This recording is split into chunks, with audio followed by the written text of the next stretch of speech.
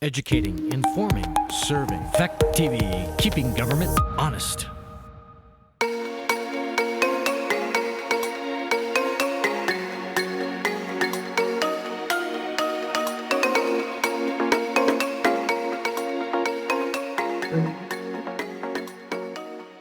We'll do some informal introductions around the room. If this ends up being a group of about this size, actually, I'm going to have everybody introduce themselves. But we'll have an informal start. We'll try to actually more officially begin at 9:30. But in the meantime, please help yourself to coffee or tea. Welcome to those who are joining us by Zoom. And let me do a quick round of introductions of, I think, everybody in the room, starting locally with our superintendent. Good morning. Thank you for being here. I'm Andy Hoskin, Superintendent of Schools. Thank you for putting this on, Cheryl. This is great. Good morning, I'm Ricky Adams, our Technology Director. I'm Team BOC, one of the Westminster School Board representatives. I'm Margie Berry, a school board member here. And I'm Karen Blanchard, this Westminster School Board. Liz Hardy, I'm the principal at Westminster Center School. Charlie Hutchison, school board member. Kate O'Connor, marketing and community relations.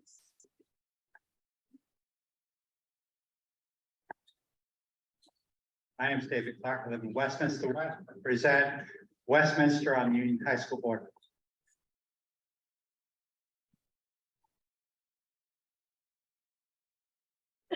Hello, I'm Dan Axtell. I was on the Westminster School Board for 16 years. I think, and the high school board too. Yes, David, I know, has more experience on school boards than the sum total of the current Westminster School Board, as do I. Hi, I'm Charlotte Gifford. I live in Westminster West. Good morning, Jim Vazina. I handle the finance for the superintendent and the office. Bring the mic back to these few here enjoying, I should say, food refreshments from our fabulous farm to school cafe program, locally sourced foods in our district. Let me have a few more introductions here. Okay, yeah. My name is Ron Balson. I live in Westminster. My wife's a state rep. She'd love to be here, but she's transporting somebody to the airport. She was up in Montpelier and going to get back a little late for this. Thank you, Ron, for being here. And would you guys mind? Fran Renault, I live on School Street. Very near the school. That's exactly right. And let me bring it over to Woody, if you want to say. I'm Woody Fuller. I live on School Street with Fran. Absolutely. And I have to leave. I have a rehearsal, so when I leave, it's nothing that you said. Thank you. The timing might be really weird. And if there's anybody who's joining us by Zoom who wants to introduce themselves, please do so. We'll make that opportunity available. All right. Well, thanks again to everybody for being here. One more if you want to, or no. Okay, very good. No problem at all. I think we can take a few minutes now to just see if there were specific questions that any of you wanted to make sure were addressed related to the budget or the articles. And I think, Kate, I'd ask you to make a note or two, if you wouldn't mind, of any questions that come up from the group here. We'll take a few minutes to do that, and I'll just start with that. Are there any specific questions that had you come out today? Or was it really wanting just to get an overall sense of what the budget numbers are and what the proposals for the articles are? I'll stay with it. I came here mostly to say, I'm not here. Oh, right, yeah. So I came mostly to hear what the recommendations of the board are, because I know they do work. And I don't know enough. I can look at any given number and think, oh, that's too expensive, but I'd like to hear what the board recommendations are, because I tend to go with that. They spend time on it. Thanks. And Ron, what are you going to have to read? 9:40 Okay. All right, that's great. I do have some specific questions, but I want to hear what the board has to say first.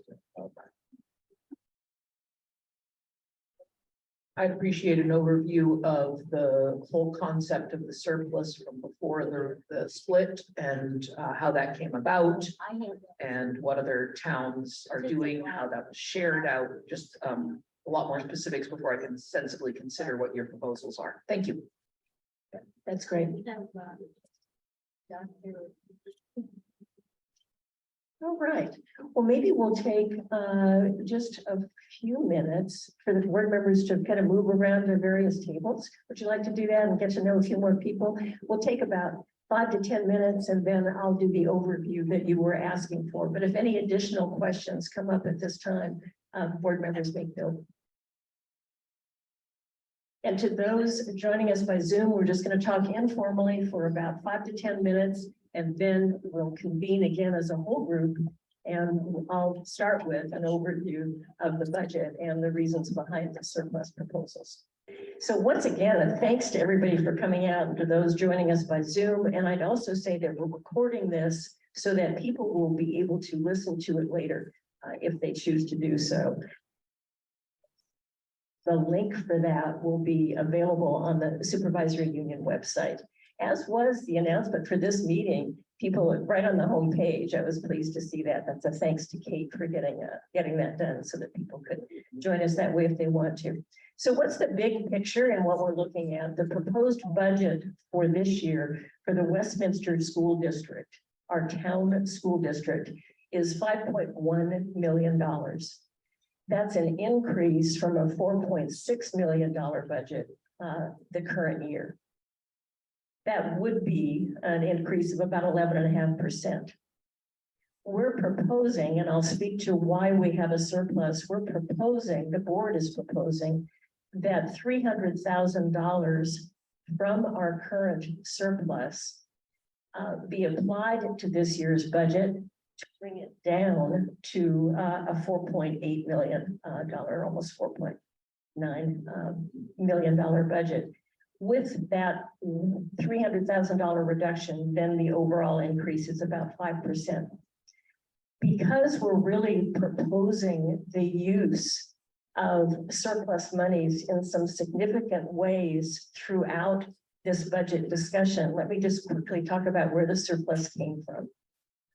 We have to back up a little bit to the fact that by the State Board of Education's action in 2018, Athens, Grafton, and Westminster were forcibly merged into what became a new school district, the Wyndham Northeast Union Elementary School District. So we were in that merger for 3 years with a combined budget. I will say that we were always able to see in the budget reports on a bi-weekly basis the monies being spent for specifically Westminster items and the monies spent specifically for Athens and Grafton. We could always see where those monies were going in our budget. What was also going on during that period of time, however, were lots of changes and challenges in the finance office at the supervisory union. And during that period of time, there wasn't as much detail in all of the areas. I can remember specifically looking at the budget to actual reports every 2 weeks and seeing that we had this huge carryover in the tuitions for 7th and 8th graders. I mean, a lot of money. So in the budget for the years 21 and 22, we're now in the fiscal year 23. We had a budget line item for 7th and 8th grade tuitions of 1.2 million. That was more than was needed during that period for the 7th and 8th graders that we pay for to go to either the middle school or local area private schools or independent schools for that. So the primary sources of the surplus are an overestimate of how much money would be needed for 7th and 8th grade tuitions, and some errors on the part of the business office where the numbers for health insurance or higher than were needed. So the result of all of that is we have a surplus from the fiscal year 2021 of more than $1 million and a surplus from the 22 fiscal year of more than 600,000 is the figure. So looking at all of that, as I say, we started with the premise of let's give some of that money back to the taxpayers, and that's the first thing you see, the 300,000 to bring down a $5.1 billion budget for this year. The next question might be, what are the increased costs in now what turns out to be a 5% increase in our overall budget? The first of those has to do with a 12.7 I'm just saying, Cheryl, I'm sorry to interrupt you. Like, let's finish the speaker because it's looking at the speaker, not at the recording. Does that make sense? So the owl is picking up the noise coming from the speaker. Oh, It's not on you. yeah, I don't mind going over there. I mean, if that's gonna make it any better, we'll see if we get any static from that. That's pretty funny. Ah, I see how that goes. Thank you so much, Jenny. Okay. So 12.7% increase in health insurance benefits. That's not working. What? No, you're good. Oh, okay. That is one. That we've actually seen a profound change in the rate at which the tuitions that we are obligated to pay for our 7th and 8th graders. We've seen a significant increase. It's a 62% increase in the tuition rate for 7th and 8th graders going into this next school year. I remember vividly our looking at invoices in the last year or so, and it was running around 16,000 per student. It's now 21,000 to pay for the tuition for those 7th and 8th graders. And then there's a 20% increase in what Westminster needs to pay the supervisory union for the overall services the union provides that are consolidated. Transportation being an example of that, food service being an example of that. So those are the basics. And then there are a number of articles that we have proposed for your consideration for use of the additional monies. And they are in categories of helping with energy efficiencies over security, capital improvements, a reserve fund for those tuitions because they do vary. Again, I remember 5 or 6 years ago, maybe 7 at this point in time, when the Westminster school budget, before we had forcibly merged with Athens and Grafton, who by the way are great friends, it was just not a reasonable combination of school districts, town school districts at that time. But at any rate, we had underestimated how much tuition was going to be needed one year, and it created a deficit in the Westminster budget. So we've always been pretty sensitive to that. And putting this money then in a capital reserve fund helps us address the vagaries so that it won't impact voters.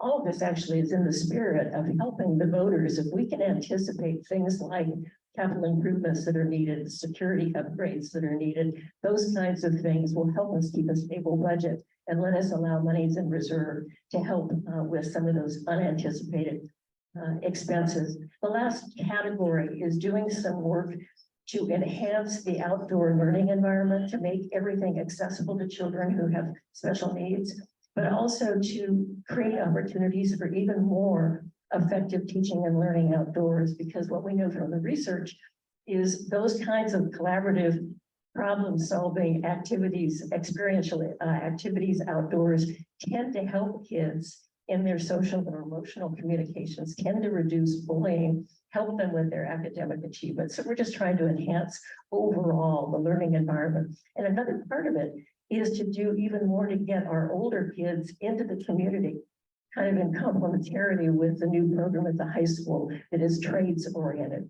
letting them get more direct experience in the community. So these are all parts of what's being proposed in the articles that you can see there. So that's a general overview. That maybe that helps with it. And then we are totally open to questions. Various of the board members may want to chime in and respond to questions that we get. David, let me bring this to you. Thank you, Cheryl. I recall correctly, state statute on tuition is state average. And I'm curious as to whether your figure is based on state average or whether it's been based on what I would refer to as the Westminster understanding, where we always paid whatever the Bellows Falls Middle School was charging. The Bellows Falls Middle School tuition is based on their real costs. The independent schools in the area bill us the state rate, which is lower than the actual cost at the middle school. Which one is it? Which one? The 21 is Bellows Falls, which is where most of our kids go right now, 40 of our about 60 students.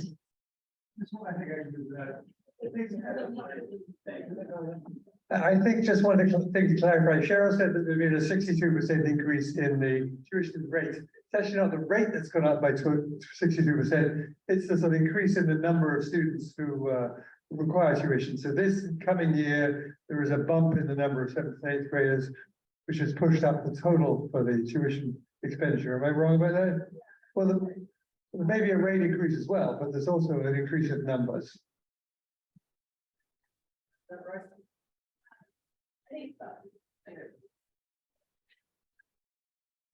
Good morning, everyone. Yeah, so we do have a larger amount of 7th and 8th graders next year as we've had this current year and last year. And the rates, the tuition rate for Bellows Falls Middle School has gone up. Both.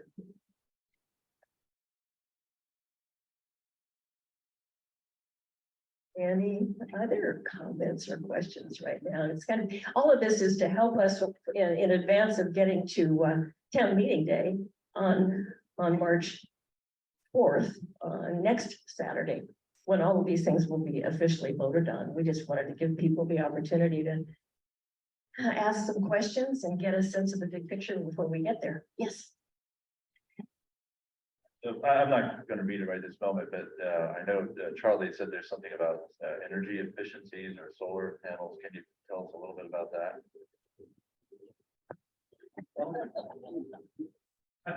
Want me to start and then you can chime in? Okay.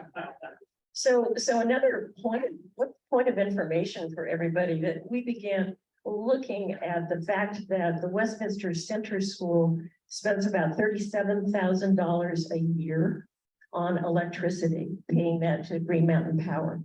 The Little West building, which is still functional, we spend about $1,500 a year on. So, but $37,000 here for electricity.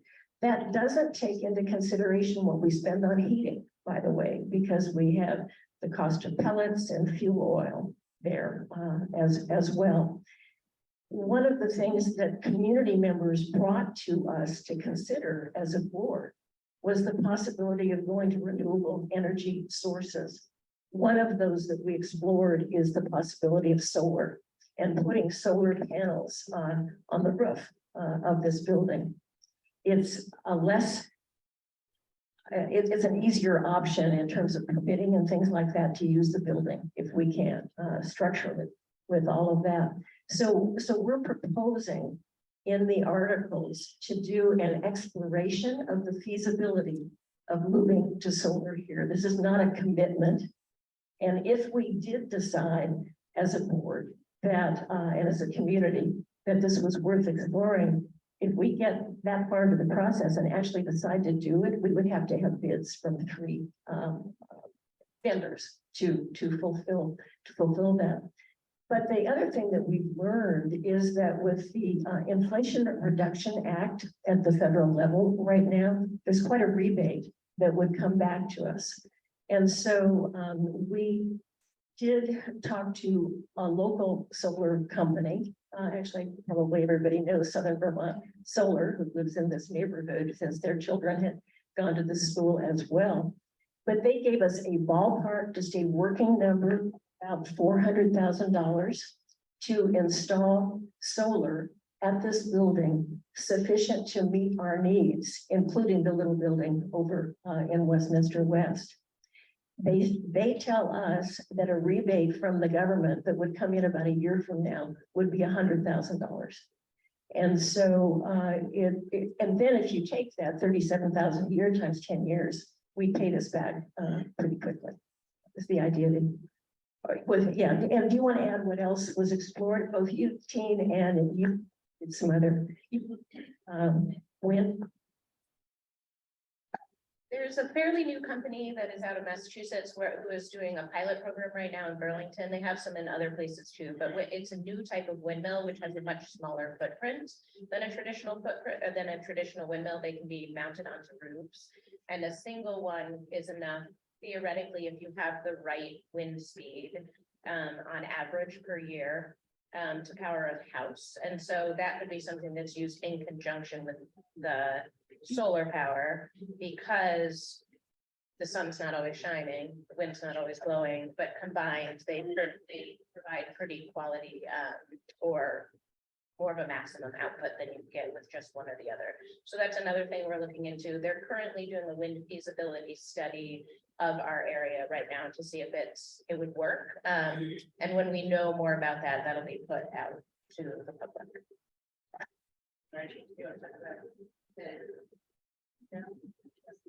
Come on.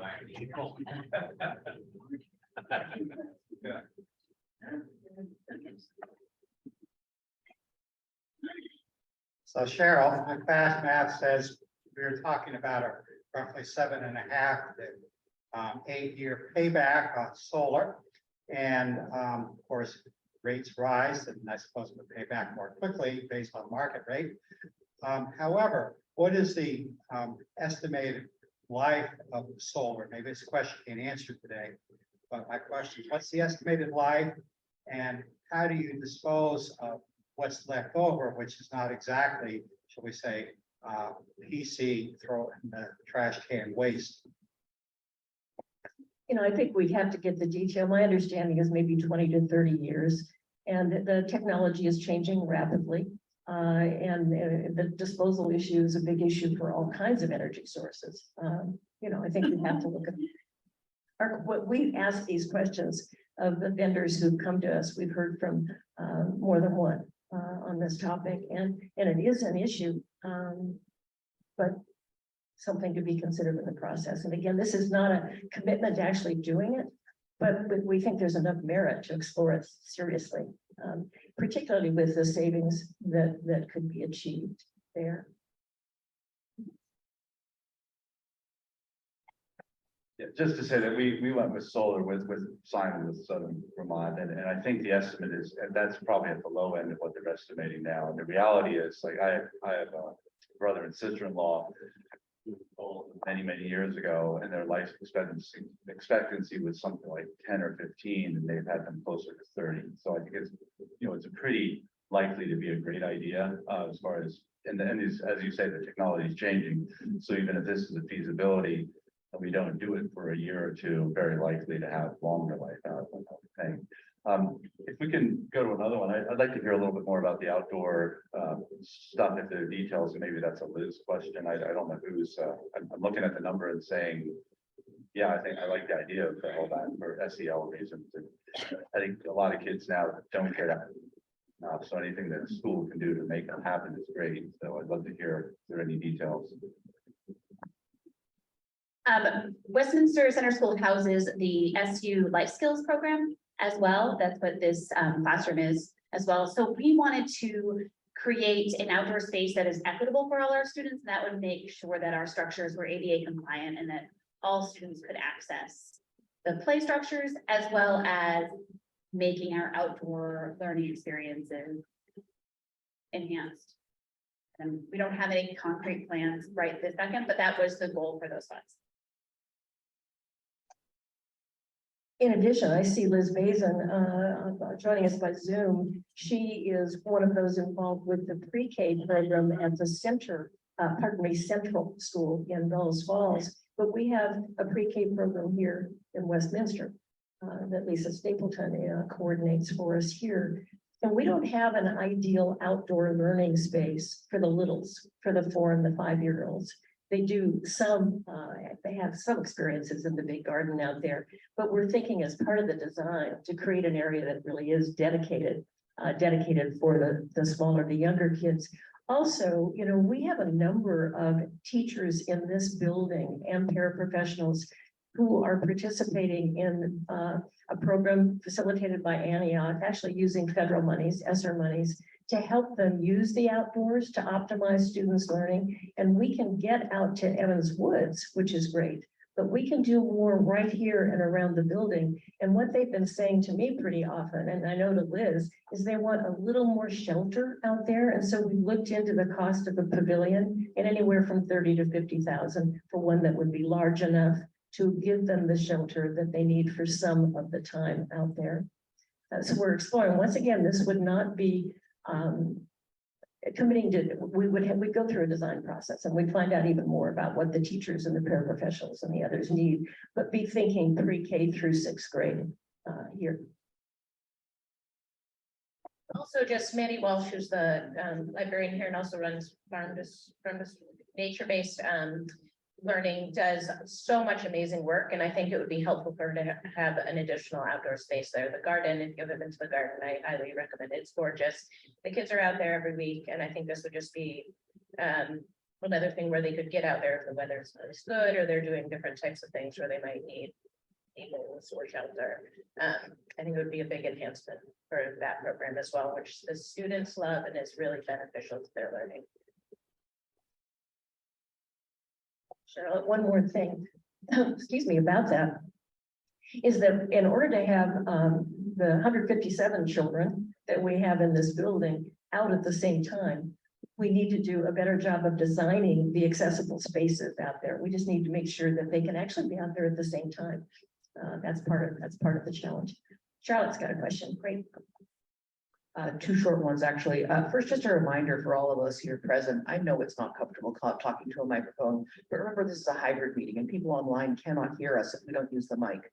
And if somebody here is hard of hearing, it's not for me to decide if they can hear me or not, right? So let's just be kind. I assume that in the solar, we're talking about Article 6, and in the outdoor spaces, we're talking about Article 7. And I'm just, my question is really on those two, are we talking about expenditures this year, or I've heard twice references to studies? So is there a study built into those two articles? And if so, how much is the study and how much is the expenditure? And if it's only, well, it can't be only expenditure for the cell solar, because you said we weren't doing that. I'm confused. If you could clarify. Fair. Actually, those numbers that you see were estimated real costs. And so they do not include paying for a design or a study. That's just more work the board would do that we would donate, you know, to make sure we gather the information. So those numbers were based on estimated real costs in both categories.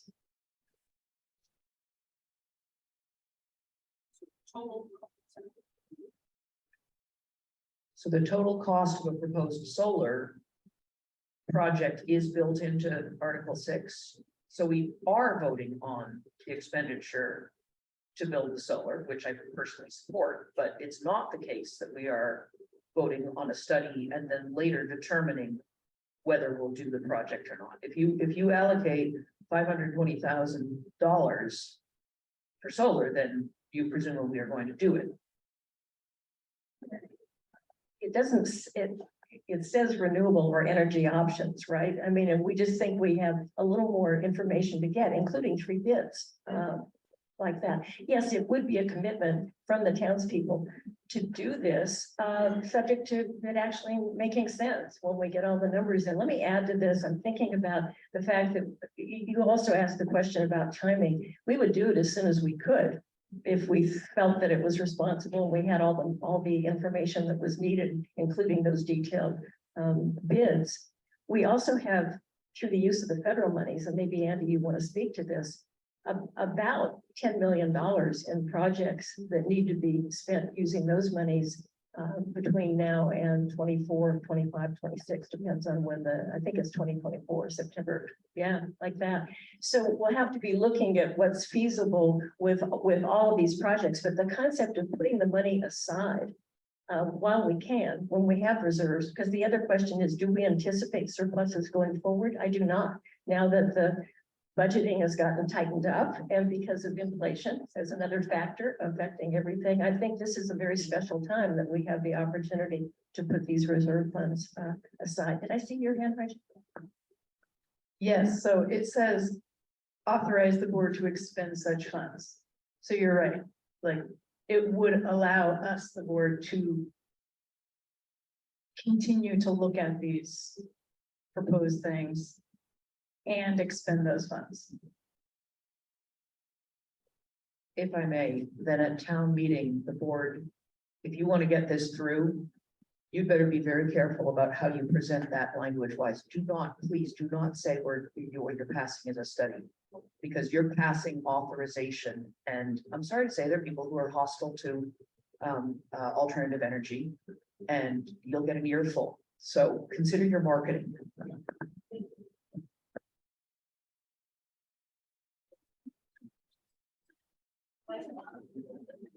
So Charlotte, I think you were talking about 6 and 7. Hi. Yes. Yeah, so I mean, 6 is also talking about enhanced security, frankly, and also, and it does say energy efficiency, but it's also security issues. And those are really important and required, actually. So no, I'm get you. No, I know you know that. I just wanted to note that the article that you mentioned also has that.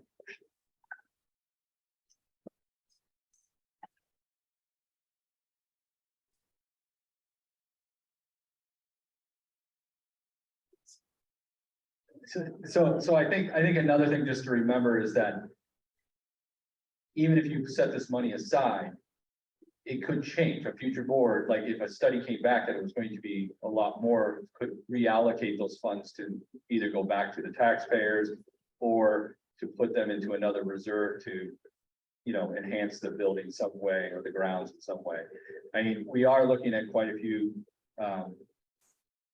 studies, but also projects within Westminster using the ESSER funds. So we've been approved already to redo the roofs here.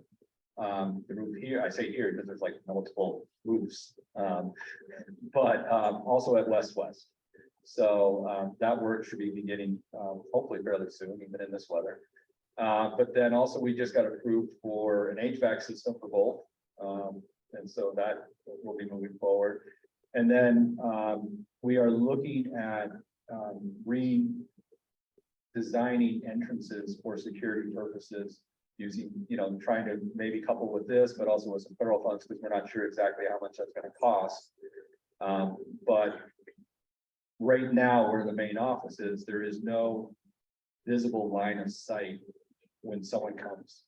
And that's a huge piece. Then the second piece is once we've let that person into the building, they have free access to the building. And so while we always want to believe that it's not going to happen here, we want to be prepared that we are creating those barriers so that we can have some controls. So we are looking at it. Those are some of the real big ones. We have designs already for pavilions. I don't know if it would even be the original design. I don't even know was designed to be big enough for, you know, but it's some, so there's some designs out there, but I think it would be good to go back and look at what are the needs, and you need multiple pavilions. Everything. So.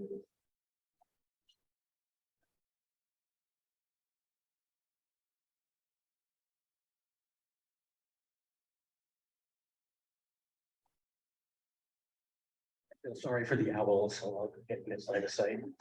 Not very good intelligence. I'm Dan Axtell. I was on this school board for 16 years, and I am quite disappointed in the town report. The narrative is that it's a 5% increase in the budget, and that is factually wrong. And for the 16 years I was on the school board, there never would have been a report like that. The budget is up about 12%. The line that is being called the budget is educational spending line, which is a very technical line that is used to calculate taxes. And it's up only 5% about because of a surplus from previous years that's proposed to be applied. And that surplus comes from the taxpayers. It's from when the school board over budgeted. which is a mistake that school boards make in good faith, but we've already paid that money. And that's why it's available. But the spending, the budget is up 12%. And the school board would have also noted that in the last 25 years, since Act 60, the actual budget is not the relevant number that the taxpayers need to know. It's the per pupil spending. And that is up 20% this year. So our per pupil spending is up 20%. That's the important number. And that is the number that would have been highlighted during the 16 years I was on the school board, because that's the number is the most important to the taxpayers and the number that the taxpayers should know. Also relevant, our current per pupil spending is over the penalty threshold. And if it weren't for the fortunate surplus, this year would have been the proposed budget would have been $1,000 over the penalty threshold. And that means that we are just, by any measure, we are noticeably more expensive per pupil than other elementary schools in the state, and it's not sustainable. Another thing that a responsible school board would have done is alert upcoming issues, alert the taxpayers about upcoming issues. And that is that, according to the town report, the elementary school population is continuing to drop. And next year, it's looks like it's going to drop another 5 students, 3%. So if the next year we have 3% fewer students, that means the per pupil spending is going to go up again. And the school board should be given indications of how they're going to address this. Since the activist school board took over in 2015, there has been no public discussion about making responsible cuts to address the drop in student population. There was one teacher position removed, but only after it was put in the budget just automatically. And at the end of that time, the teaching position wasn't used and it was dropped. But the school board, since 2015 or 16, has never proactively addressed the drop in school population. This, I mean, it's not sustainable and has to be addressed. And I'm very disappointed that there's this happy narrative that 5%, we're doing better than other schools by several measures. We have a lot of big red flags. And so that's my comment. I have a fundamental question related to this deceptive narrative of our school spending. I still remember the oath of office I took when I became a school board member. And I just want to ask the school board members here, what do you think is in your oath of office?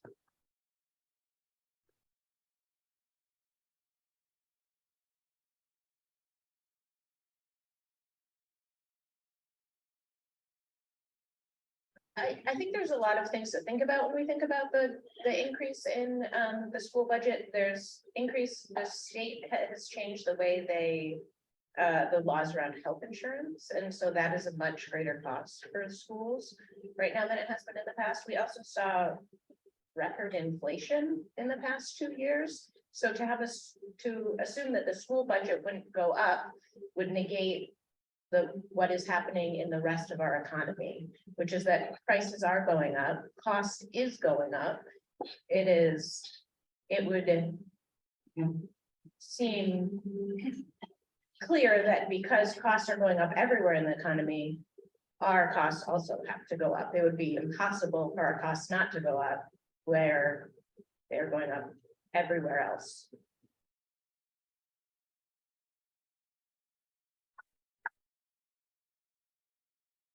Thank you. One thing I've learned about Dan over the years, his number is usually right. I think he asks questions here, even if we can answer his last one. And I can't, I have to go look at the oath again. But I'm kind of interested in what might be really the real reason that brings us into the room this morning. And I have to quote from a number of years ago, my former high school board colleague, Mark Carrot, who famously said, people will pay for high performance. But if we're going to have mediocrity, let's have it as cheaply as possible. So with that pithy remark, I guess I would like to turn away from the numbers just a moment and get the board's assessment on academic performance, and how that performance has been tracking over the last, say, 2 or 3 or even 5 years. I'd like to answer this question. So I'm in education, just, so you know, I work in Wyndham Southeast Supervisory Union. I don't think we can actually judge student performance based on past performance right now. We have never had a pandemic where kids have been out of school for the amount of time that they've been out of school currently. So they had a year where the last 3 months of school were lost because they were home, like all of us. Then the next year, we had hybrid school where kids were home part of the time and at school part of the time.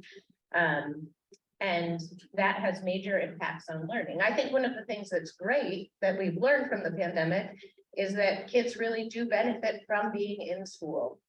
And we have a lot of gains to make now because of that. And I think to try and compare us student performance now to student performance 4 years ago is unfair to everyone. It's unfair to our learners, it's unfair to our parents, and it's unfair to the teachers in the schools. I know the school is doing a lot of work around how to meet student needs and how to try and increase gains. But realistically, these are children and they're individual people, and they had individual experiences during the pandemic, and we're trying to meet them as best as we can. Thank you, thank you. So here's a question. I will certainly concede the fact of lost learning because of the pandemic. It's unfortunate that the Agency of Education has been less than forthcoming about quantifying what that lost learning looks like. But if we're not going to make say a 3-year or a 5-year trend line here, then my question is, what concrete steps has Westminster School Board taken to address learning loss? And how do you quantify the effectiveness of steps taken? Much of this is done in collaboration with the supervisory union. So let me actually ask Ann. So they're all good questions, and I agree with you. We have to be fiscally responsible. We need to, as enrollment's going down, we need to take a look at that. We can't continue to increase our costs or maintain if we don't have the same number of students. But just as Teen had talked about, we saw students as they came back, their mental health, their social emotional learning was so disrupted that that's where our investment has been this past year and the year before, was to stabilize students as much as we can, so that next year as we move forward, we're going to begin even diving deeper into the academic piece of it. Because if you're not ready to learn, then you can't learn. And so that's where a lot of costs have gone, is in supporting that emotional health right now. But as students continue to stabilize, then we're going to need to look at how do we reduce those costs, because we can't sustain it. I agree with you 100%. It cannot be sustained. So increasing class sizes right now may actually have a counter effect, because that's one of, as we look at how do we reduce, if you reduce a teacher, you're going to increase a class size. And so how do we balance that piece out? And that's going to be looking at long-term projections of where our students are and how do we just maintain that. Westminster has some wonderful opportunities for students that aren't available in all of our other districts. Studio Y is a wonderful example of that. So how do we maintain that and be able to provide students that rich,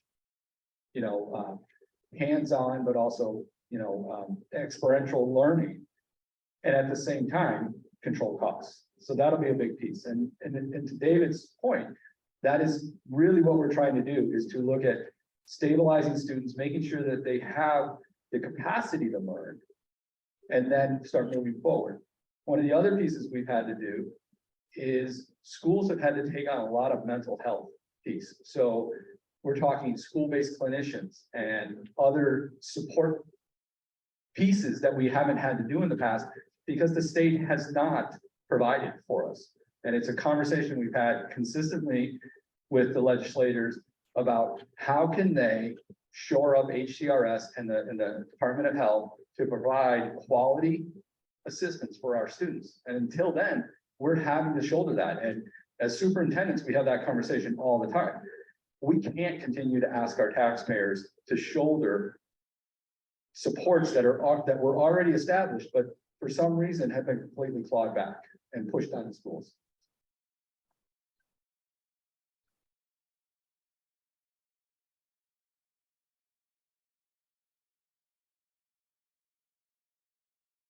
I want to make very clear that I was talking about the role of the school board. I have great admiration for the educational professionals and great sympathy for what they've gone through the last 3 years and are dealing with it with a level of energy that, speaking of unsustainable, seems unsustainable.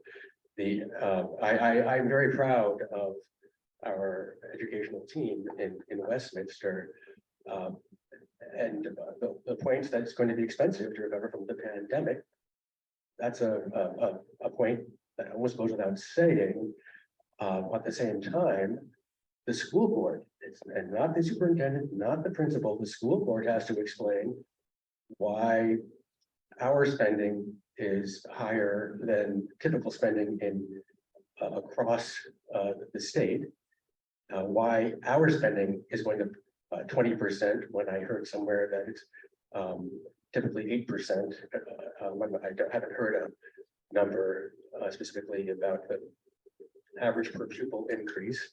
And I'm fully aware that it's difficult to deal with declining enrollment, and it takes long-term planning. You can't just cut one teacher in 1 year to address it, but it does take, it takes facing up to it and not hiding it in with the pre-K and the 7/8 numbers. You have to say we are elementary school. It looks like it's going to drop 3% in enrollment after 30 years of enrollment drops. That is continuing, and it does not look like it's going to suddenly bounce back. So this is the school board that has to step up and give taxpayers and tell taxpayers the things that they should worry about, they should be aware of, and be concerned about, as opposed to this happy narrative that's been going on for years. And now I'll ask something specific. And this is not a surprise to the school board. I brought it up twice at annual meetings. I want to hear more about Studio Y. I've asked twice at town meeting. Okay, I believe it's a good value. It's successful. And please explain how it's a good value. What does the Studio Y program cost? And 2 years, I was just ignored at town meeting, and I'm not going to be ignored. I believe you it's good value. You don't have to tell me it's a good value, but you do have to tell me how you decided it was a good value. And I'm going to ask a specific question this time. Westminster owns real estate that it is not needed for classroom space. This is unusual statewide. Why should Westminster have extra real estate when that's not needed for classroom space, when it is rare statewide? So that needs to be explained. And one number, of course, you'll need to explain it is what's the value of the building? What is the market value? And so you all must have, all the school board members must have an idea. Okay, we're responsible for financial oversight. What do we think that school is, what that building is and land is worth when we decide that we should put it in the budget? And I'd like to hear, the chair can speak for the board. I'd like to hear the chair. When you think of the value, the market value of the Westminster West School, what number do you use in your head? And if you don't know it, if if it's too vague, just tell me what the current assessed value is. That would be fine too.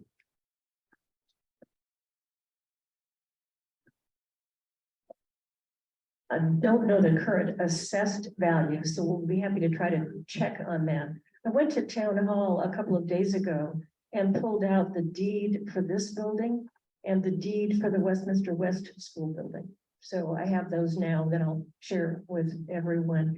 And we know that when the Gregg family donated the land there for the school, it was for educational purposes. So I think for a long while, we've all thought that that asset there was ours not to be sold, but rather to be used for educational purposes. I think that is something that can continue to be discussed.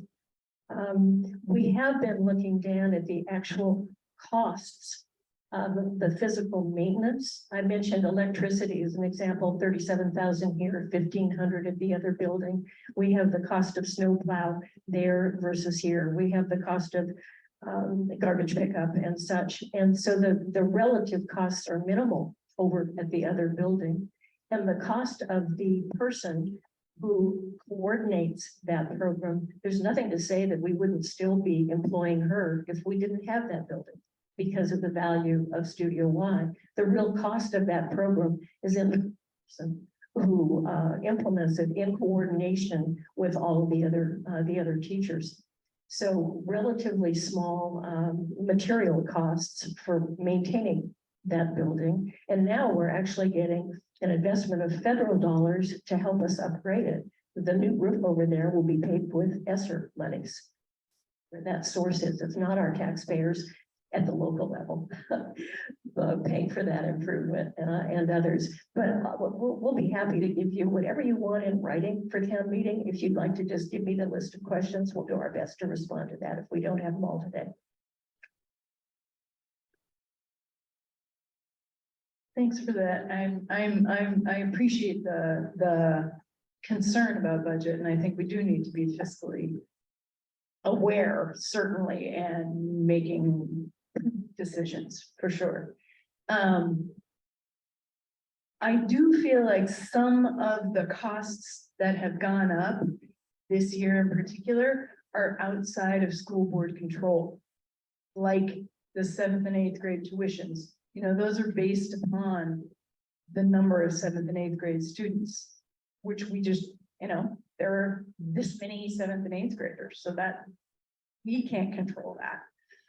The other huge parts of the budget, like the 12.7% increase in healthcare costs, those were negotiated at the, you know, in the, at the state level in their bargaining agreements, as well as salaries. That was all bargained for. And I am actually proud to, I don't feel embarrassed or disappointed by that, because I'm proud to pay our teachers what they're worth. And I'm proud to give them insurance. A lot of places are struggling to give insurance. So I think the happy narrative that you keep speaking about is I'm happy about that. I'm happy to be paying that. And I agree with Teen that we've seen record inflation and school costs, any costs don't go down. I mean, I'm a business owner and I don't decrease my charge per person that comes into my office. You know, as the years go on, I increase that. And sometimes there are big jumps and sometimes there aren't, you know, depending on the economy at large. So I think it's very reasonable. I do hear what you're saying though about being misleading in that 5%. I think you're right about that. And you know, we should probably say that it's a true, you know, this is the true percentage that it's gone up. And then we're offsetting that by putting some of the budget surplus, which is not a sustainable thing, but we have this budget surplus. We're giving it back to the taxpayer this way, or we're proposing that. Yeah, I mean, I'm worried about it. What I'm really worried about is not this year, not next year when we, you know, but when the surplus is gone, then we're gonna see a huge percentage increase in the budget. So is giving it back now, is that actually kicking the can? Like, that's what I like. I worry about giving back too much because the actual cost of educating these students is high. You know, but yeah, I don't know what else to say about that. My concern here parallels to some degree what I was saying about the solar and the communication with the community. I have never in my life voted against a school vote budget, not once. And I've had grave concerns, but I've always supported it. I hope I've been informed when I've been supporting them. Watch out when you say you're giving the money back, because you're not, you're investing the money in the school. Giving the money back would be remitting it to the taxpayers. Somebody will call you on that and be very angry with that description. You raise a much greater concern that I think is on a lot of people's minds. It sounds as if you're realizing now, perhaps for the first time, that in 3 years, the proverbial matter is going to hit the fan. So why is the board not planning now for then? That is, just spreading the surplus out is not planning for what you see coming. And if we can predict that the school population is going to drop, then I, as an educator and as a union member myself, certainly support the teachers and their insurance, which by the way is contractual and by law, it's not a choice. I would say the school has got to look at the population of the students and the teachers needed to educate them. And I want to support that. But at a certain point, we're going to reach a tipping point where the same number of teachers cannot be justified. And if we push that off, I am most concerned about building hostility in the community. So I would plead for transparency. I would plead for thinking and planning ahead. And I want to say, I encourage you to come to our board meetings because we've had these discussions very openly, very transparently about our concerns in the next couple of years about what it's going to look like. So it would be wonderful if people came and were involved in the meeting so that we, so it was an ongoing conversation with the taxpayers and hearing your concerns. Because it is something we are very aware of and we have discussed in depth. We've had many additional meetings, many discussions about these exact topics. We are very much aware of them.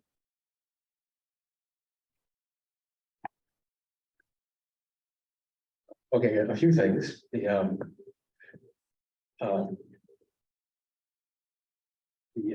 do try to keep up on the Westminster School Board meetings.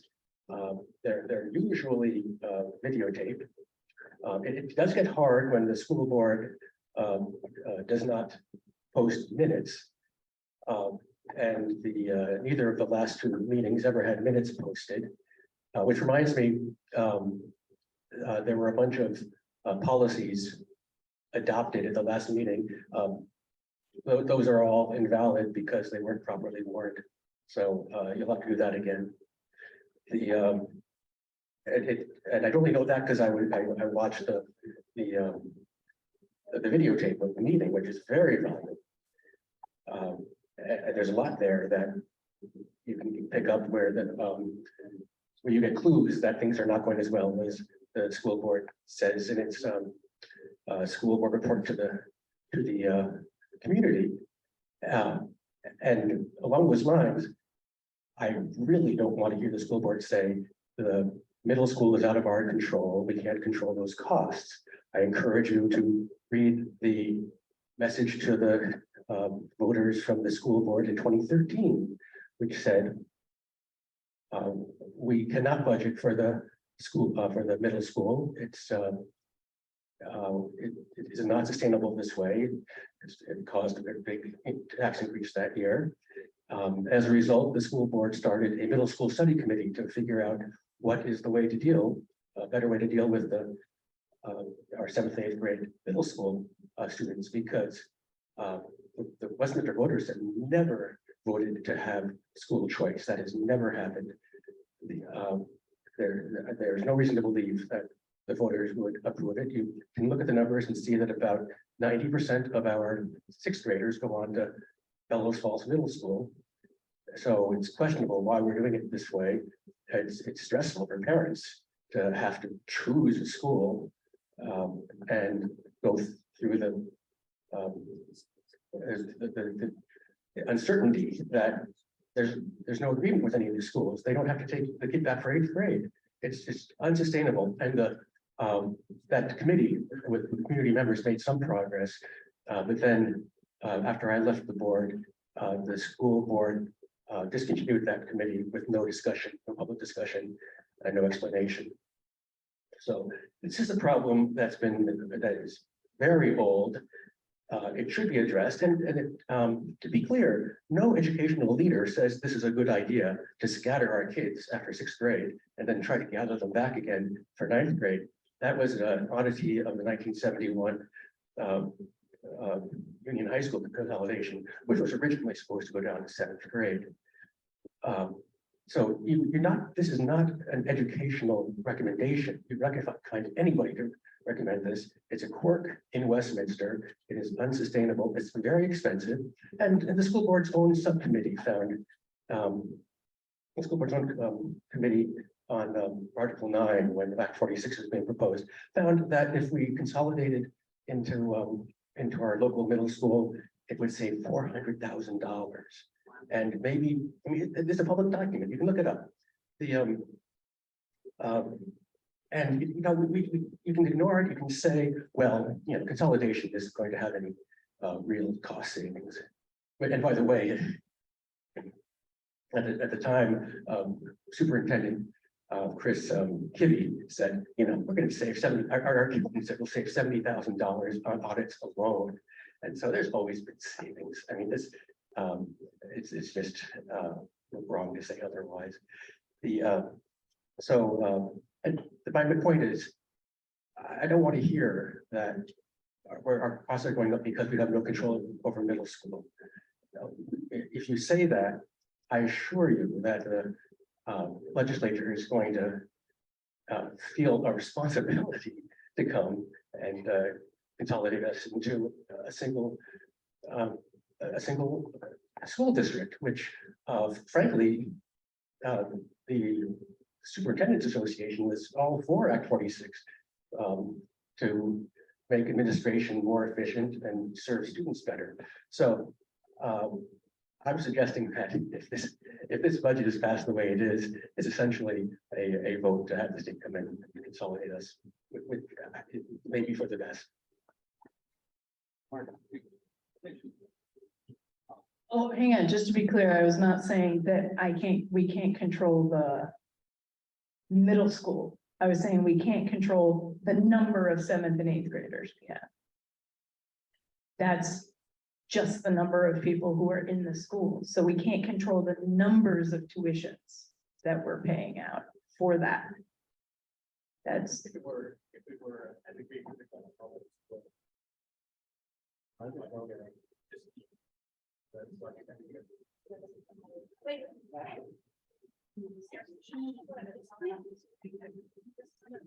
Okay, hi everyone. My name is Sarah.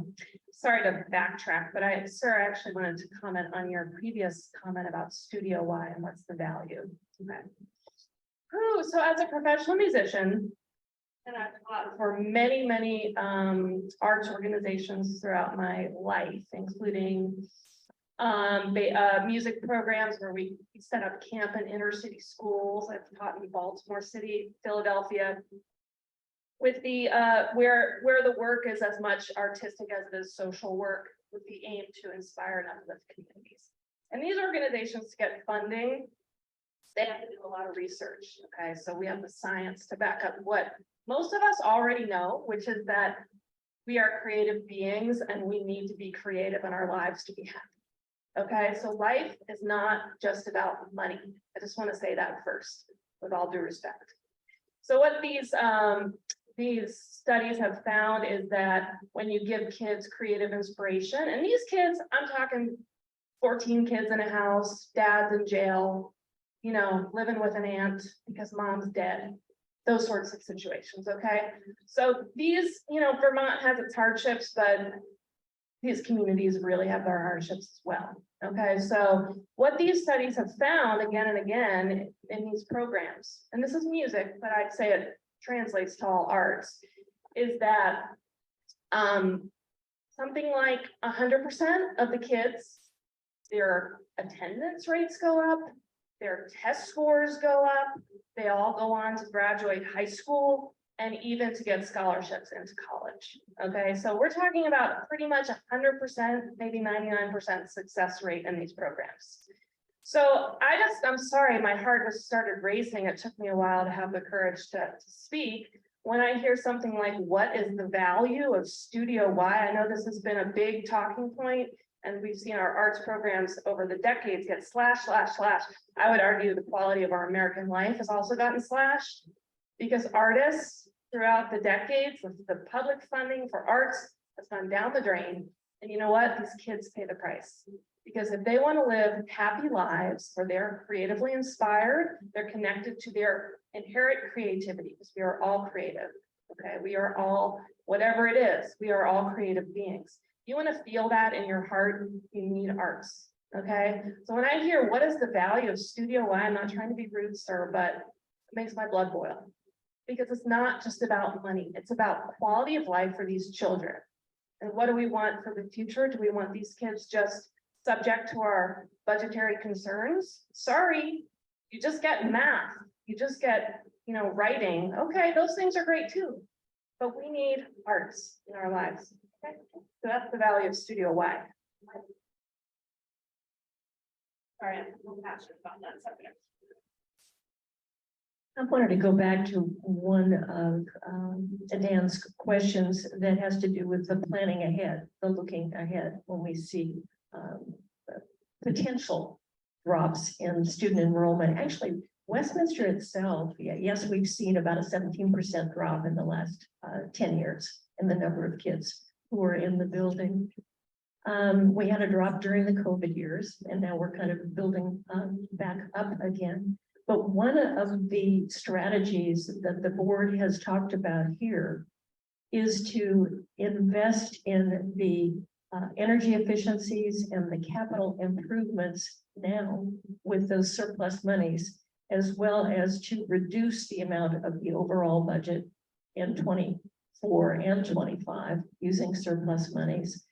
But thinking about, again, the physical reserve, the reserve funds, I mean, for capital improvements and things that we may need, that's to try to offset increasing costs going forward. That's really what that is about. So we've taken a combination of approaches and the uses of the surplus monies there in consideration of what you are talking about, what may get even worse going ahead. Anybody else want to add anything? Question or comment? No, we're good. We're good. Well, if we're complete, you know, we'll just wrap up the meeting in just a moment here. We've taken notes on the questions that were asked. We'll do what we can to actually have a handout with the frequently asked questions approach to document some of the questions that we've heard today. We'll do our best to do all of that. If there's anything that comes up between now and town meeting, let us know. Call me or email me or any of the other board members with your additional questions or comments. It's a real responsibility to serve as a school board member, as we know, and it takes all of us in the community to be engaged. Not any one of us can do all of this alone at all. So please come to town meeting, be there, be ready to engage, be ready to vote, and come to the school as well. I mean, now that COVID is at least the highest risks are past, Liz and the team here are really welcoming people to come into the schools and be here and be a part of it. So I don't think I have anything else to add. Let's see if anybody else does. All right, thanks everybody for being here. We'll see you March 4th at town meeting.